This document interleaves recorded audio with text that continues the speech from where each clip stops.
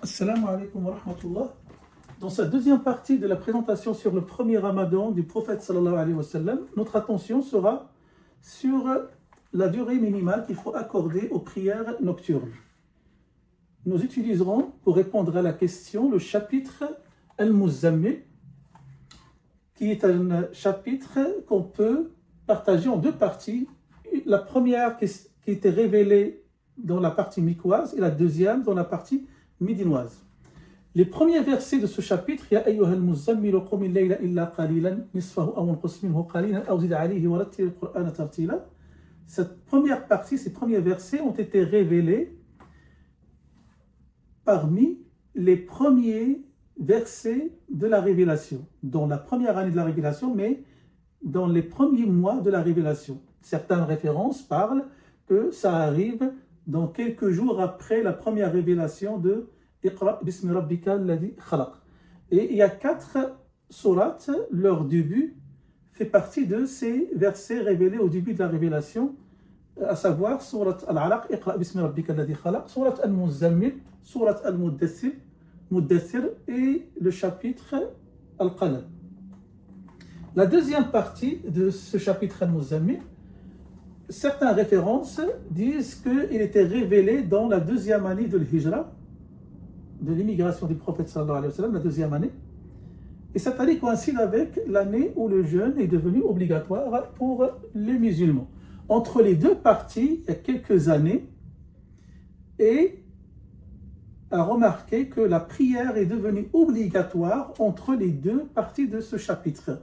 La prière est devenue obligatoire dans l'événement Al-Isra ou Al-Mi'raj, le voyage nocturne ou bien de l'ascension, qui est arrivé aux alentours de la 7e ou la 9e année de la partie mikoise, ça veut dire avant la partie médinoise, avant la révélation de la deuxième partie de ce chapitre. Si on résume, la première partie qui parle des prières de nuit, avant que la prière ne devienne obligatoire, et la deuxième partie qui parle encore des prière dans la nuit, mais après que la prière est devenue obligatoire. Si on résume un peu la situation, on a les premiers versets, toi qui t'enveloppes dans tes habits, lève-toi pour prier la plus grande partie de la nuit, la moitié ou un peu moins que celle-ci, ou un peu plus en récitant le Coran posément. C'est la première partie avant Al-Hijra, au début de la révélation. La deuxième partie, ton Seigneur sait parfaitement que tu pries parfois moins des 2/3 de la nuit, parfois la moitié et parfois à peine le tiers, à l'image d'une partie de tes compagnons. Allah détermine la durée de la nuit et du jour. Dans les deux parties, on parle de la prière de nuit. Si on compare la structure des deux parties, et si on s'intéresse aux fractions utilisées, qui vont être à la base de notre raisonnement proportionnel pour aboutir à la durée minimale à accorder aux prières de nuit, le prophète doit, parce qu'il y a un ordre, accorder la moitié de la nuit, ou bien soustraire une petite quantité de la moitié, ou bien de rajouter une petite quantité à la moitié.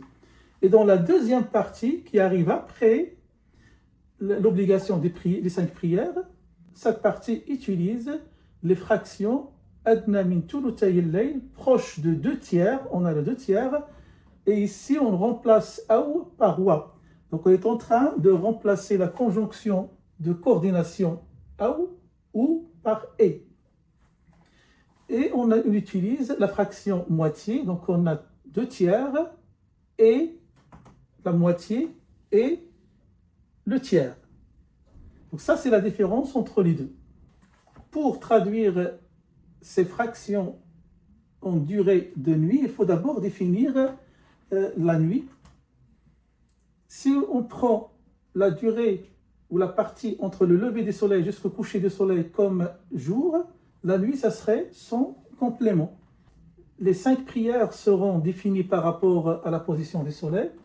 Et on va trouver le Dhuhr et l'Asr et le Maghrib qui sont directement liés au soleil. Al-Fajr et l'Isha sont liés de façon indirecte à cause du phénomène de la réfraction de la lumière. Avant le lever du soleil, on a de la lumière qui va apparaître, et après le coucher du soleil, on va avoir de la lumière jusqu'au moment où il va y arriver l'obscurité totale. Pour définir la prière de Fajr et l'Isha, les écoles utilisent des degrés différents. Donc on parle de crépuscule civil à 1 degré de 6 degrés. À 12 degrés, on parle de nautique, et à 18 degrés, on parle d'astronomique. Et chaque pays, selon les savants de ce pays, un angle est choisi ou bien un autre angle entre ces valeurs déjà données ici. Dans la première interprétation du premier verset de Al-Muzammil, nous allons utiliser toute la nuit, du coucher du soleil jusqu'au lever du soleil.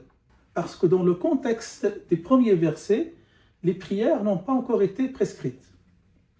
Et dans la deuxième partie du chapitre, Al-Muzammil, nous utiliserons que la partie entre Al-Isha et Al-Fajr, qui est dans l'obscurité et qui va définir les prières surrogatoires par rapport aux prières obligatoires. Pour mieux comprendre les calculs qui sont derrière cette durée, il faut faire quelques suppositions au départ. Supposons que une nuit est représentée par un cercle, et une fois que le prophète a reçu l'ordre de veiller la moitié de la nuit, qui est dans la première partie, dans cette première partie on dit « Lève-toi pour prier la plus grande partie de la nuit », la moitié, ou un peu moins, ou un peu plus. Alors il va faire la moitié de la nuit, mais comme les nuits ne sont pas constantes, la durée de nuit n'est pas constante, une fois qu'il va rencontrer une nuit plus longue, on va supposer que le prophète, au minimum, il va garder toujours la même durée. Il peut toujours faire plus, mais si on suppose qu'au minimum, il va garder la durée qu'il a fait pour la première partie de la nuit de référence. Alors on voit que la moitié du grand cercle va dépasser, en mauve ici, c'est l'équivalent de cette moitié de nuit de référence. Et dans ce cas-là, lui il arrive ici, il va choisir de réduire, soustraire une partie pour égaliser avec la moitié de nuit de référence. Pareil, si jamais il rencontre une nuit plus courte que la nuit de référence, là on voit que le cercle devient plus petit, la moitié de cette nuit, elle est juste là, mais la moitié de référence en mauve la dépasse. Dans ce cas-là, pour égaliser, il va ajouter une quantité. Bien évidemment, si on reste dans le contexte de la première partie, il faut que ça reste des variations très petites. Donc, il ne faut pas qu'on dépasse le 1 sur 24 comme ouverture à partir de la moitié et 1 sur 12 ici. On reste juste dans cette partie des nuits qui oscillent entre ces deux limites. Pour la deuxième partie, on va introduire les fractions 1 tiers et 2 tiers.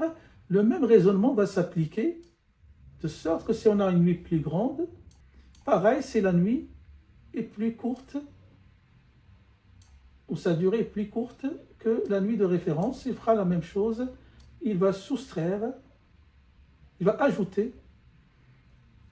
Dans ce cas-là, la moitié sera plus petite que la moitié de référence et il doit rajouter une quantité qui peut s'approcher de 2 tiers de cette petite nuit. À partir de cette supposition que le prophète va faire le choix de garder la même durée qu'il va accorder à la première nuit de référence, on peut faire des calculs en utilisant les fractions citées dans les deux versets pour trouver un rapport entre la nuit la plus longue et la nuit la plus courte. Et la nuit la plus longue et la nuit la plus courte, on l'a déjà défini dans la première partie de cette présentation. On a dit que la nuit la plus longue, c'est aux alentours de 21 décembre et la nuit la plus courte, c'est aux alentours de 21 juin. Si on prend les valeurs de ces nuits à la Mecque, dans la première année de la révélation, ceci va nous permettre d'encadrer la latitude où ce verset est applicable. En faisant les calculs, ici, ça représente la nuit la plus courte, la moitié de la nuit la plus courte, la moitié de la nuit la plus longue et l'intervalle de variation qu'on a défini avec 1 sur 12 et 1 sur 24. Et si on cherche la valeur moyenne, on va trouver que la latitude où le verset était révélé, c'est aux alentours de 21,6 degrés. Cette latitude, si on prend la latitude à la Mecque, la valeur décimale, c'est 21,475 degrés, qui n'est pas loin de 21,6. Mais si on regarde en particulier la grotte Hira, Ghar Hira, on trouve que la latitude en valeur décimale, 21 degrés, 525, qui n'est pas loin de 21,6. Donc probablement, si les calculs, les suppositions sont correctes, acceptables, la révélation de ce verset, ou bien des premiers versets du chapitre Al-Muzammil, ont été aux alentours de Ghar Hira, ou bien dans Ghar Hira, parce que sa latitude s'approche à celle des calculs. Et si on regarde dans cette représentation, on a la Mecque, pas loin la maison du prophète avec son épouse Khadija radiyallahu anha, et Ghar Hira à peu près 12-13 km vers le plus loin. Maintenant, si on veut chercher la nuit de référence, parce que tous les calculs vont dépendre après de la nuit de référence. La nuit de référence est celle, ou bien c'est elle qui correspond à la nuit où le prophète a reçu l'ordre de veiller la moitié de la nuit. Donc cette nuit de référence, on peut faire des suppositions pour la trouver aussi. Dans cette courbe, j'ai présenté la durée de la nuit à la Mecque en 610, à l'année de la première année de la révélation. Et j'ai fait le choix de commencer la courbe à partir du 21 juin, donc à partir de la nuit la plus courte, pour que l'interprétation soit plus facile. On a une courbe qui est symétrique, avec un minimum et un maximum, ça ressemble à une cloche. Il y a des valeurs particulières qu'on peut écarter déjà. La nuit de référence ne peut pas être la nuit la plus longue, comme il ne peut pas être la nuit la plus courte. Parce que si on suppose que c'est la nuit la plus longue, dans ce cas-là, toutes les autres nuits seront plus courtes que celle-là. Et si le prophète a fait le choix de veiller la moitié de cette nuit, toutes les autres nuits seront plus petites et leur moitié sera plus petite que la moitié de la nuit de référence. Et dans ce cas, il ne peut appliquer que la partie de verset qui dit « ajoute un peu ». Il ne peut pas appliquer la partie qui dit « soustrait une quantité ». De la même façon pour la nuit la plus courte, comme il sera suivi que par des nuits qui sont plus longues, toutes les nuits ici sont plus longues que cette valeur minimale. Et dans ce cas-là, comme ils sont plus longues, leur moitié sera plus longue que la moitié de référence. Et dans ce cas, il ne peut appliquer que la partie du verset qui dit « soustrait une partie », mais il ne peut pas appliquer la partie qui demande de rajouter une partie. Ce qui veut dire que la nuit qu'on cherche, la nuit de référence, est une valeur intermédiaire entre les deux extrêmes. Une valeur particulière, ça peut être la moyenne ici, la durée moyenne. Et cette durée moyenne aussi, c'est à exclure parce que le verset n'est pas symétrique. Il parle de soustraire une petite quantité, soustrait une petite quantité, mais dans la partie ajoutée, il ne définit pas petite quantité. C'est pour ça qu'on a supposé tout à l'heure la fraction 1 sur 24. Ce qui veut dire qu'on est forcément en bas de la valeur moyenne, parce que la quantité à soustraire doit être plus élevée que la quantité à ajouter. Alors si on prend soit en utilisant les fractions pour définir cette nuit qui va nous donner 5/12 de la nuit la plus longue, ou bien on prend le tiers si on prend cette partie, la moitié de la courbe, si on prend le tiers, ça va coïncider aussi avec la même nuit qui est la nuit de 21 août. Ce qui va nous donner comme conclusion la nuit de référence qu'on cherche est la nuit de 21 août. La nuit de 21 août, à l'année 610, correspond au 25 Ramadan. Ce qui veut dire, si nos calculs et nos suppositions sont correctes, ce verset, ou bien les premiers versets du chapitre Al-Muzammil ont été révélés dans les 10 derniers jours de Ramadan.